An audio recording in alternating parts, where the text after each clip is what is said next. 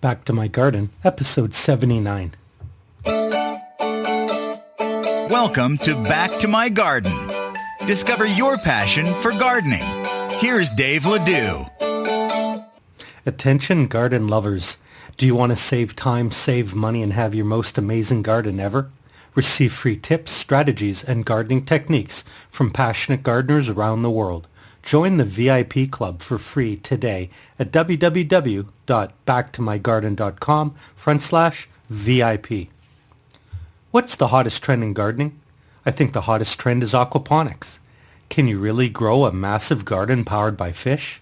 Find out more and discover the secrets to building fish-powered gardens at www.backtomygarden.com/fish. Well, good morning, good afternoon, or good evening, depending on where you are in the world when you listen to this. I'm Dave Ledoux, and welcome to another episode of Back to My Garden. Tremendous guest for us today, folks, all the way to the west coast of America.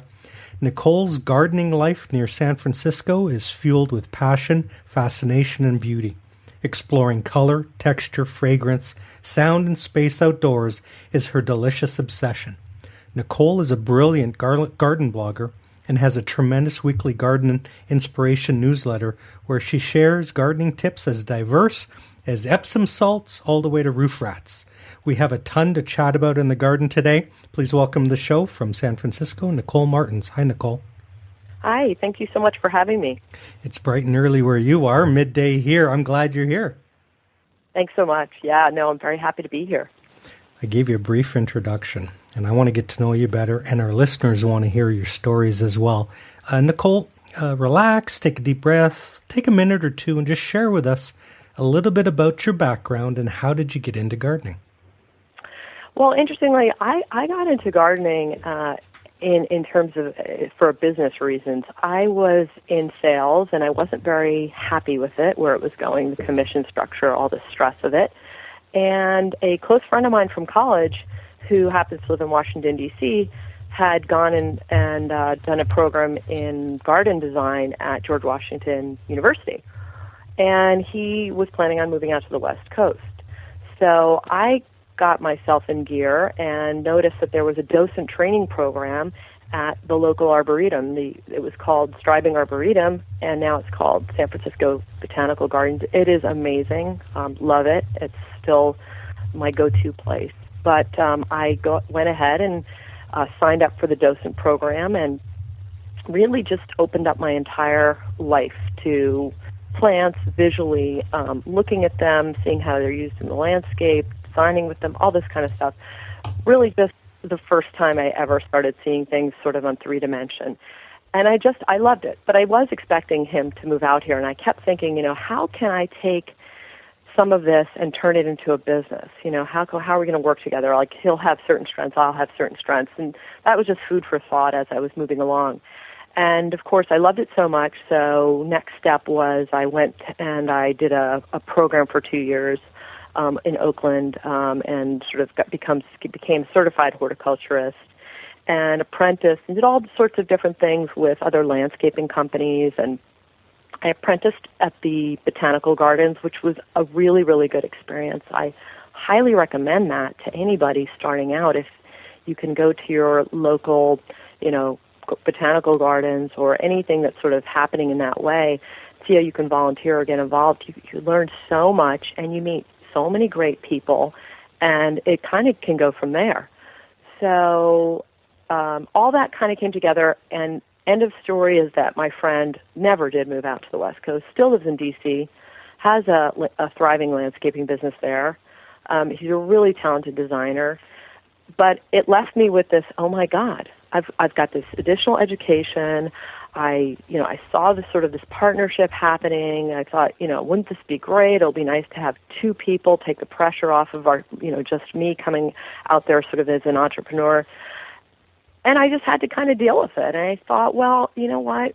I didn't like in sales sort of the structure of commission-based lifestyle. It sort of was too stressful for me. And so I knew that in the landscaping field, I just wanted to make sure I had both the ability to be creative with designing and all of that kind of stuff, but I also wanted stable structure. So I had heard through some friends of mine that, having a gardening business is a really great way to make a living. Like you don't have, women, it's a great business. And it just stuck with me. That was another thing. It just stuck with me. It was like, I can have a really nice lifestyle, but I wanted to develop a clientele. I wanted to have consistent, regular, monthly work so that I could feel comfortable that should something go awry, I had a base of income. And that was the approach I took, and I still am kind of working off of that now. I have amazing gardens, have designed many gardens, continually do that, and I'm a plant geek at this point. I mean, that's kind of where it's at. I live in San Francisco, have a very small rental apartment, not a place that I grow a lot of houseplants or do too much outdoors. And also my lifestyle is one where I'm the type of person I like to get around. So I'm not the person who could ever have a garden nursery or anything like that because I'm too mobile and I like to kind of be spontaneous and do things. So I always have to have that kind of first and foremost with the sort of the life I lead. And I do have a garden. I have a cabin up in Northern California, about 2 hours outside of the city. So I have that. That is my personal garden. It's wonderful, and I can share that with you if you'd like. But that's kind of, I hope, in a nutshell, explained sort of, it was challenging. I didn't expect this. When I started out, I was just so nervous, starting a business by myself and all that. And those were sort of the ways that I wrapped my head around it. And I couldn't be happier that I kind of got into horticulture. Fantastic, Nicole. Great job. That's a good intro. Thank you. For those of you driving in your car, Nicole and I are going to sit back and talk about gardening for half an hour. Don't try to take notes. Be safe. I'm going to take down all the notes and lists and resources that Nicole shares. I'm going to have them up on the blog at BackToMyGarden.com. Make sure you follow Nicole on Twitter. She's at Passionate Gardener, but Gardener has no vowels, so it's PASSIONATEGRDNR. San Francisco, that's Twitter country, isn't it? It's Twitter country, my goodness. Really is. They need longer handles so you can have the whole thing. And your blog is awesome. Facebook it is. Well, Facebook, yeah. Right. Everybody go to Nicole's blog at the end of the show at www.passionategardeners.com because you have so many great tips there. How long have you been garden blogging? Garden blogging for about a year now. Meeting some cool people. It's a lot of fun. It's just a lot of fun. In addition, it's a way to really share what's happening. And I think from the perspective of blogging, to me, in a way, it makes me even more attentive. So I really like that. It gives me, because I'm sharing, I have to think about things a little bit differently, and you must feel the same way. Or, it's just that sort of noticing even more. It's heightened.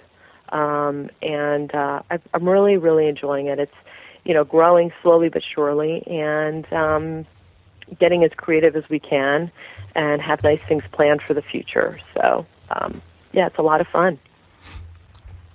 We have a lot of listeners, Nicole, that live in big cities and have little patio gardens. Like 30 countries or something. It's amazing. And oh, my goodness. Oh, I know. Wow. I mean, if you're listening to this right now, thank you, because I was always amazed when we had our third listener, and now we're global. And you said something about your cabin.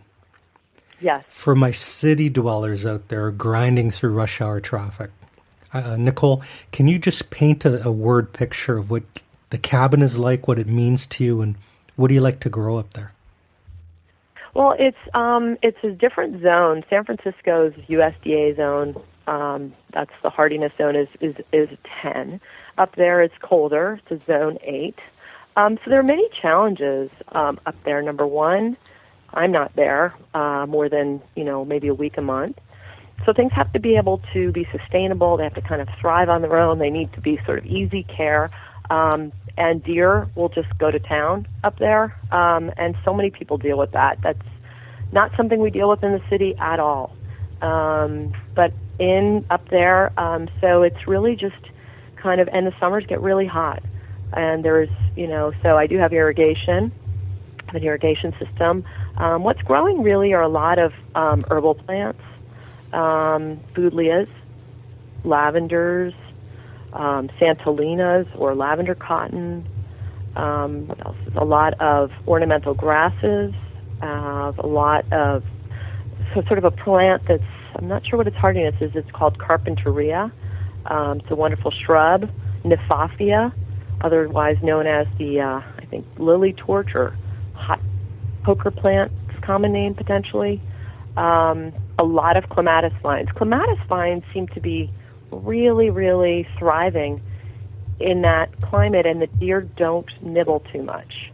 So I'm really happy with that. And I find that, I call it a cabin. It's kind of a cabin/house. It's really actually quite sweet. It's got big windows up high and high vaulted ceilings. So it's really kind of charming. But it is, I can also call it a cabin because it's up in like 2,700 foot elevation it's in a forest. The ponderosa pines are there, the sugar pines, dogwoods grow there natively, manzanitas, otherwise known as Arctostaphylos, grow up there natively. So it's quite pretty up there, and but I really have to. And the cabin, as I say, it's a cabin, but it's quite cute. But the outside of it, I think, is a little on the ugly side. I always have thought it was it's cute ugly, if that makes sense. I'd have to show you a picture. Maybe I'll put it up on my blog. But it's funny, and I wanted to screen it quite a bit with Clematis vines. I had to go for something that I thought would really give me some kind of coverage. Of course, they're deciduous. I do have Clematis montana rubens. That is sort of semi-deciduous, but up there it loses all its leaves. It goes dormant. It loses its leaves. Really, the only evergreen Clematis vine is Clematis armandii, and I'm not growing that. So the Clematises are kind of grown in containers, and they're right on the foundation of the house to kind of screen, again, like make it look cuter. In the summer, it's so much fun because I do have a lot of friends up and family members up, and coming from a tiny little apartment to be able to go up there, drive through wine country to get there, driving through Sonoma, Napa Valley because it's in that route, so it's really pretty. I just have I've made an outdoor patio with flagstone, and the other part of it is actually a really nice little gravel. So I've got my teak patio furniture. I've got lounge chairs that I leave outside all winter long because they're made of teak. So I don't have any issues in the summertime. I put out my really bright orange cushions, and when I come and go, I kind of put that out, and I put it back in my house when I leave. And I've got my clematises blooming and all my lavenders, and what else is growing up there? I've got berberis and a lot of Salvia uliginosa. It's really neat. That's kind of a blue-flowered sage. Salvia gregii, some other sages. Again, the deer are kind of timid when it comes to the sort of fragrant-y, herbally plant. So I kind of planted naturalistically when I started it, and I made paths throughout my place. I did it very kind of low budget, but very kind of organically and naturally, playing with what I had there. I used to create sort of garden beds, and kind of punctuate them or delineate them. I used manzanita, which is Arctostaphylos / manzanita is the common name, and that is something worth looking up because it's just so the bark of the plant is just gorgeous. It's like this beautiful red peely type thing, and I use that kind of cut up long pieces to sort of delineate and edge these naturalized beds, and I think it's sweet. It has a nice, really nice feel, and so when you come from like the city to go up there on circuit, very windy roads, get up to this 2,700 foot elevation in the Mayakama Mountains, sort of just northeast of Calistoga, California. It's like you're kind of in heaven, and you just can take a deep breath. It takes a few minutes, I think, to unwind. Any of your listeners that live in big cities, I just feel like we all get so pumped up. We're around so many people, and to sort of unwind just definitely takes a while. But I feel like I'm with nature. It's very naturalized, and it just feels like a sanctuary. Really, is what it feels like. Love it. Nicole, that's awesome. You got your own idyllic slice of paradise. Then the other 5 days of the week, you're around client gardens. That's right. That's right. Now, almost accidentally now, you're an entrepreneur and you've chosen professional horticulture as a career path. We have a lot of parents that listen to this. Okay. Can you talk a little bit about, specifically this year just finished, when you're working with your clients, what were some of the surprises, frustrations, and pleasurable moments that you had working in other people's gardens? Wow, that is a great question. Pausing to think for a second. Recently I have a client who is a little bit further. They're in Berkeley, California, so I kind of pushed a little bit of work away from the situation. I didn't really want to take it on. They had a landscape architect do a beautiful job, but they were not happy with the planting choices that were coming out from this particular designer. And they, asked me what I thought and would I be able to kind of work with them. And I thought, wow, when people get complainy and aren't happy, you always have to kind of think, okay, what is going on here, and sort of psychoanalyze it a little bit. Look into what's the psychology? Why are these people unhappy? And would I make them unhappy too? Because we're all fallible. We all are trying to understand things. But I think that as great a job as this designer did, one of the things that they needed for this planting plan to feel very airy and transparent, and the approach that was being taken was a little more heavy, a lot of shrubs and trees, just very heavy. And they are extremely, as I found, very sensitive to space, very sensitive to things, movement and things feeling dark. Their house is light. I mean, the color paint there is just whites, different shades of light colors, and there's tons, the windows are big. So basically I found that, I was concerned because you don't want to disappoint, you don't want to let down somebody, and you're trying, in a business setting, you're still trying to figure out what is this that my clients seem to want. I figured it out. I think they're happy. It was a more naturalized planting approach, and using a lot of ornamental grasses and perennials with vertical accent-y type things that you can sort of see through, like, for example, Verbena bonariensis, scabiosas, verbascum. So these kinds of plants that have a more narrow footprint. They're not taking up a lot of horizontal space so much. Other ones, for example, that could kind of be considered in this, although they will start to take up more mass, could be echinacea, black-eyed Susan, otherwise known as rudbeckia, kind of giving it, and they have incredible, it's warm and hot and sunny back there, so I could really push into a lot of flowers and mix sort of all this habitat together.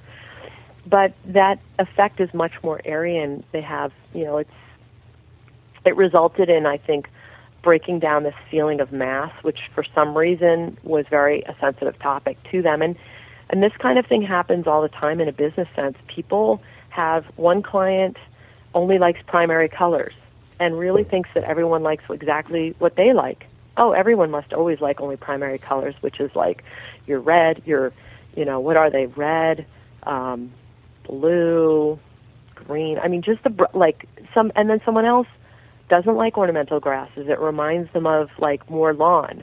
And so you always have really just from the simple differences that human beings have subjectively to, of course, going further and wanting specifics. Like, I have a client who's a pretty well-known chef here locally, and, right now her design was kind of sort of a little more initially sort of a French provincial type garden. So it has a lot of herbal plants, a lot of sort of a really nice. I'm trying to think of some of what's in there. I've got striking me. I'm all of a sudden trying to think of one of the really good lemon verbena. Yes, lemon verbena, Meyer lemons, Kefir limes. But really, it's more ornamental. So it's a lot of climbing roses. And these are small gardens. We're back in San Francisco, so it's not. It's lovely. You could just have a simple pot with a beautiful plant, but this design was designed for entertaining. And this year, The new thing is to go ahead and create more edibles in the garden. So I'm not sure, I haven't met yet, so I'm not sure what we're going to do, whether it's working in an area that already exists, because space is not infinite, whether we go vertical, whether we work and take out some of the, ornamentals, because some of the area where the sun is the strongest and the reflective light is the strongest, where some of these edibles would grow. We have to figure that out, or go ahead and even purchase sort of a already made raised vegetable bed type thing. And so I'm just not sure where we're headed with that. So there's always surprises. Everybody is different, and it keeps you busy. It keeps you on your toes. And I think just like any business, there's the art of gardening. There's the art of all that. I think sometimes people don't really understand what it takes. I mean, we're dealing with plants. We're dealing with live systems, and plants, go through, hard times just like people do, and they go through times in the season where they're not looking their best. And it's aesthetic issues that people sometimes don't understand. I feel like people are becoming more and more conscious of nature and better practices, and that's a really, really positive thing. Nicole, I've given up. I have writer's cramp. I've been trying to jot down all of the flowers that you've been sharing and the shrubs, and I'm going to have my assistant go back and try to do this for me, because I have chicken scratch. Like, I can read my own writing for Clematis and Hot Poker Plant and Lilly Torch, and I think I spelled manzanitas wrong, but that's okay. I'm happy to spell it for you, and plus these things are so hard to spell. You are amazing. Just you're a library in your brain. You use words that indicate to me that you're playing the game at a different level than than I am, because you use words like texture, fragrance, vertical. These are spatial harmonic words. Like, they're descriptive in a way that I haven't learned yet. I'm very impressed. Well, thanks. And I mean, I think that's where it all starts. It starts, whenever you're interested, and you'll definitely get there if you want to get there. I think one of the things that's so neat about horticulture, gardening and gardens, is like everyone has sort of what they're fascinated with, or what they love, or what speaks to them. And I would say over the years, the main thing that I always get back to is my enthusiasm for plants, and understanding kind of the connection, how they grow together, making compositions, kind of learning to understand just through trial and error, really, and also in a business sense. I think the true reality is knowing what does work, because, again, people, you have to sometimes not be as experimental as you would wish every once in a while to make sure that things do work and that they're solid, and that changes from location to location, microclimate to microclimate, and all your listeners are in different locations. And so looking at what's growing in your neighborhood, looking at what your neighbors have, going to your local gardens, reading really good books and blogs. You can learn so much. You can just going to school for it. You can really just build, and then pretty soon, boom, you're wherever you were excited to get to, and you just continually learn it. You never stop. You never stop. Nicole, speaking of never stopping, I glanced at the clock and our time is whipping by. Oh my goodness. Now's the time in the show where we play a game called 5 Quick Questions. Okay. This is your chance to share your wisdom and experience with rookie, brand new gardeners. Are you ready to play? Sure. Question number 1. What's the biggest gardening mistake that you've ever made that you're willing to admit in public?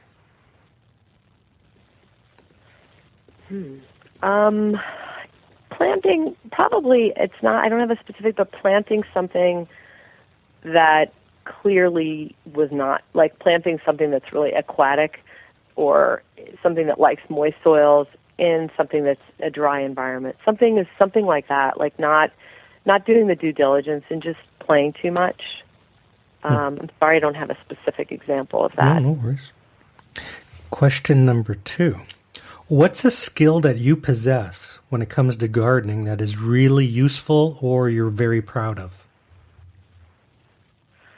I think I can get the zeitgeist of a space pretty quickly, and I'm pleased that I like to take my time with figuring out a space or what a space needs, based on the fact that I think there's a lot of factors that come into design, and some of that includes just inherently understanding the space, getting a feeling for where you are, and just I'm happy that I don't rush some of those things. I think we really need to sort of just take our time. You just made my point. Is garden designers are at a different level than the rest of us, along the lines of writing music or creating art like a painter. Mm-hmm. Like you use the word zeitgeist. I mean, that's the $1 million word of the week. Is every space has this energy that you somehow you look into the future and then make into reality. That's really, really it. You're hitting it, and and I think it feels good to be able to connect with that, because I think there is no rush. It is let the place tell you. Give it time. You move into a new house and you think, oh, I know what I can do. I'm just going to do this really quickly. Why?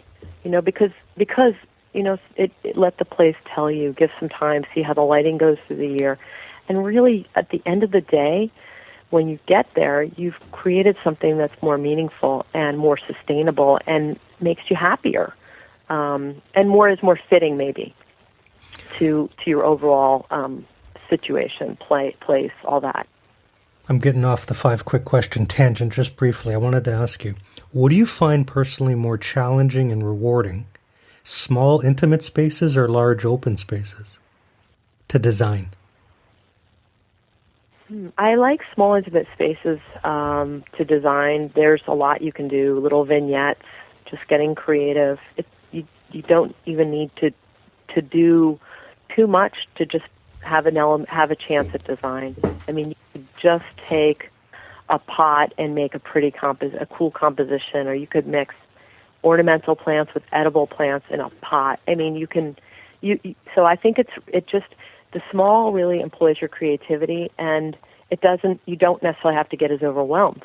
Whereas when you have something big, it can feel more overwhelming, and it's more layered, and so it's more encompassing, I think. Awesome. There's so many parents of young teens that listen to this show, and they're always trying to figure out career paths for their kids. And I've kind of been evangelizing the last couple of months that professional horticulture is a viable career path. Definitely. I think it definitely is. And there's so many different ways to go about it. I think like having your own business, of course, and then working in a nursery, becoming a landscape architect, basically, and there's, working at arboretums, and I'm trying to think. Also, of course, I think what's happening is edibles and sort of the vegetable gardening, sort of the food gardening is our future. I mean, really, even in small urban areas. So I think having the knowledge, these small farms that are so popular right now, and out in the country, and even in cities like San Francisco, there's it's a little different, but I think that's emerging. And so having the knowledge about that, and getting educated now, I think it's so incredible. There's so many ways you can take it. And I think just getting your feet wet, you can then learn of the many more opportunities perhaps that you hadn't even thought of that are really out there and emerging. Nice. So it's very interesting. Very good. Question 3. The internet's a big place, great resource for gardeners. If you had one or two of your favorite websites to share, maybe a blog or something, what would they be? What would those sites be? Okay. Let me think what's really good. I like Gardening Gone Wild. That's a nice blog. He's a Gardening Gone Wild, and I'm trying to think of the guy's name. He's a photographer as well, and I think at this point there may be 3 or 4 people that are involved in this blog. Beautiful, lots of tips, lots of pointers, lots about succulents, and I'm trying to think of another one. Now, of course, that I have to think it's not coming out. I can get you a link for it if you want. I'll put them up in the show notes, but we'll circle back to that. It'll pop into your head. Probably at 2 a.m. you can text me. Of course. Or if I jump on my laptop, I could come up with some, but they're not in my head right now. I'm so sorry. Well, question 4 is the best way to find about good gardening books is talk to a good gardener. So do you have 1 or 2 favorite gardening books that you can recommend? Well, yeah, there's I just read this really great book, and there's 2 books. One is by Pete Odolph, and that's Pietoudolf,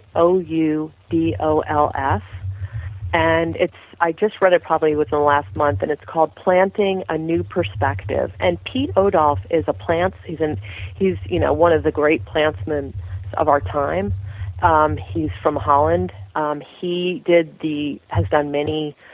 His works, the New York City, New York High Line, which is wonderful for anyone to go and visit. It's just so inspirational. So his planting plans are just natural.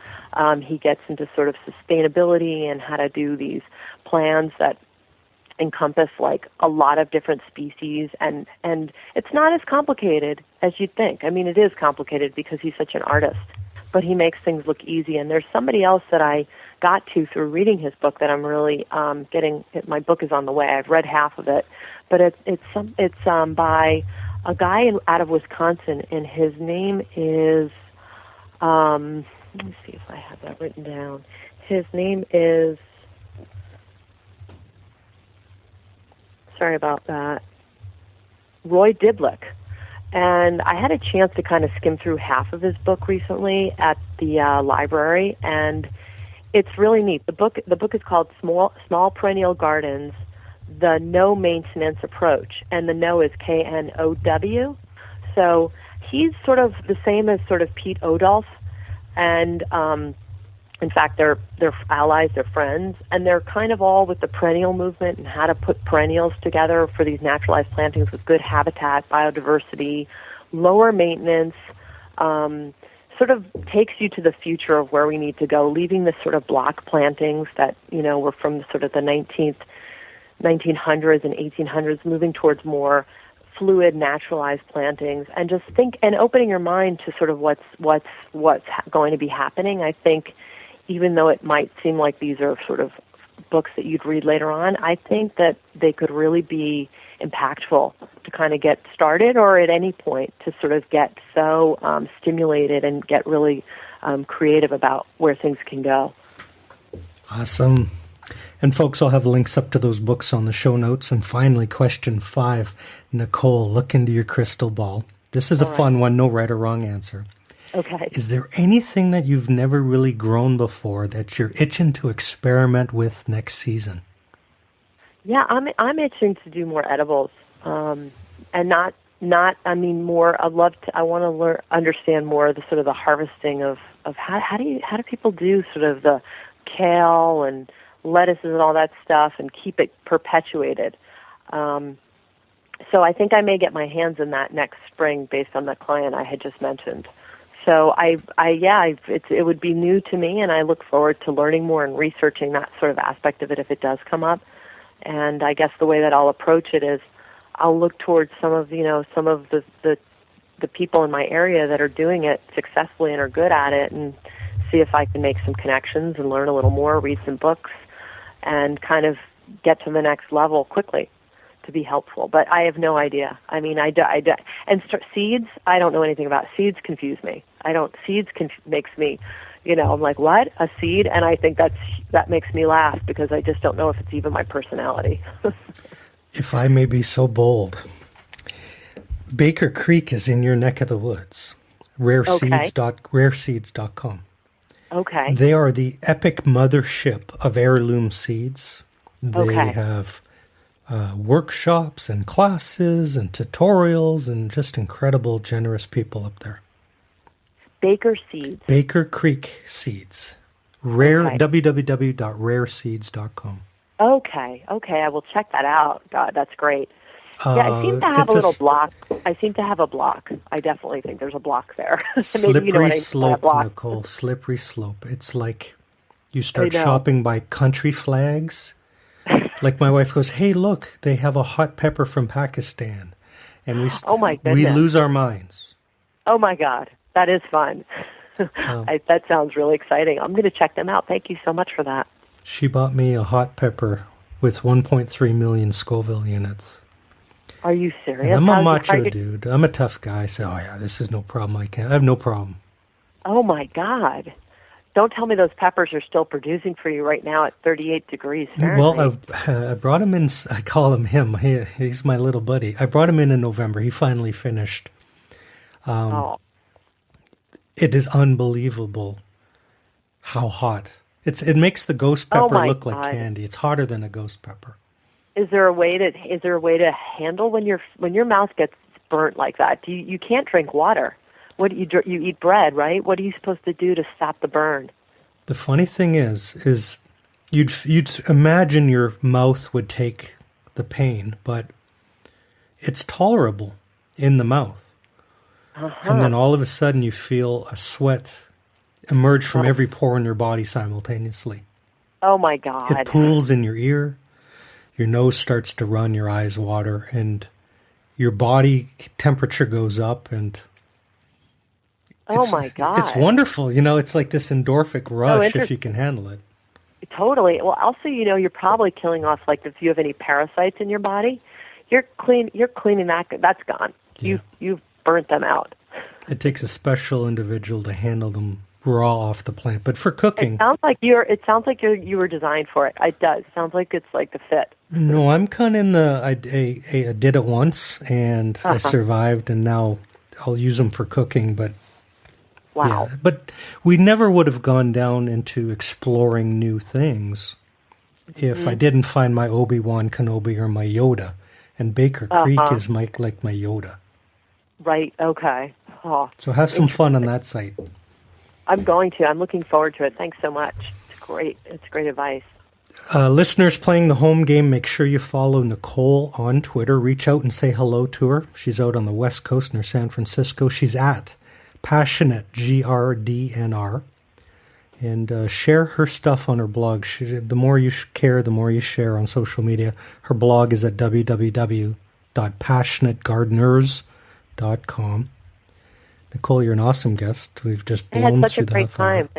Well, I really enjoyed myself, and thank you so much. Your show is a lot of fun, and of course you make your guests feel so comfortable, which is I really appreciate it. What a fun time. Thank you for having me talk about one of my favorite things to talk about, which is gardening. I want to give you the last word to the listeners all over the world who love gardening. Can you leave us with either a pearl of wisdom or a note of encouragement on our gardening adventures? I think it's, sometimes just focus on the little things, the small details of a plant. A bud emerging, leaves falling off your trees, the way they look, the way they feel. How do you feel?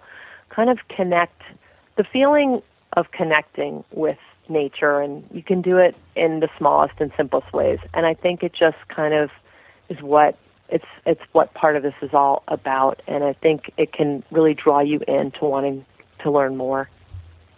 Brilliant. You've been tremendous, Nicole. Thanks for being on the show. Thank you so much for having me.